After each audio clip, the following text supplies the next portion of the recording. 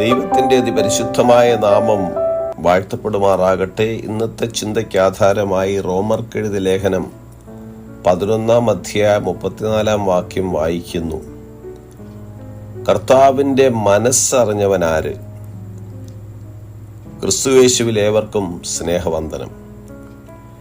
യെശയ്യാ പ്രവാചകന്റെ പുസ്തകം 40 അധ്യായം 12-13 വാക്യങ്ങൾ ഇങ്ങനെ വായിക്കുന്നു. തൻ്റെ ഉള്ളം കൈകൊണ്ട് വെള്ളമളക്കുകയും ചാണുകൊണ്ട് ആകാശത്തിൻ്റെ പരിമാണമെടുക്കുകയും ഭൂമിയുടെ പൊടി നാഴിയിൽ കൊള്ളിക്കുകയും പർവ്വതങ്ങൾ വെള്ളിക്കോൽ കൊണ്ടും കുന്നുകൾ തുലാസിലും തൂക്കുകയും ചെയ്തവനാര്?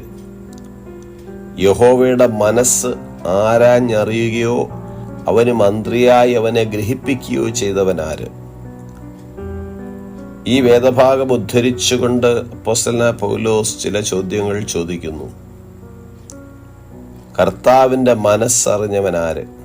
ഉത്തരം: ആർക്കും ഒരിക്കലും ദൈവത്തിൻ്റെ മനസ്സ് പൂർണ്ണമായും അറിയുവാൻ കഴിഞ്ഞിട്ടില്ല.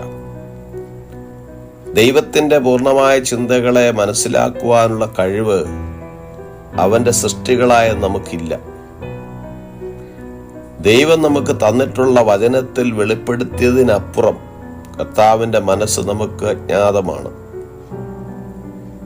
റോമർക്കെഴുതിയ ലേഖനം 11:35 കർത്താവിന് മന്ത്രിയായിരുന്നവൻ ആര് എന്ന് ചോദിക്കുന്നു. നമ്മുടെ ഭരണകർത്താക്കൾക്ക് ഉപദേശകന്മാരുടെ ആവശ്യമുണ്ട്. എന്നാൽ കർത്താവ് സർവജ്ഞാനിയാണ്. ജ്ഞാനത്തിലോ അറിവിലോ അവന് കുറവൊന്നും തന്നെ ഇല്ല. ദൈവത്തിൻ്റെ മനസ്സ് അനന്തമായി ഉയർന്നതാണ്. ആർക്കാണ് കർത്താവിൻ്റെ മനസ്സ് യഥാർത്ഥമായി അറിയുവാൻ കഴിയുന്നത്? അതുമല്ലെങ്കിൽ അവനെ ഉപദേശിക്കുവാൻ കഴിയുന്നത്? നമ്മുടെ സൃഷ്ടാവായ ദൈവത്തിൻ്റെ പരമാധികാരത്തെയും അവനെ ഉപദേശിക്കുവാൻ ശ്രമിക്കുന്നതും അർത്ഥശൂന്യമാണെന്ന് നാം മനസ്സിലാക്കുക.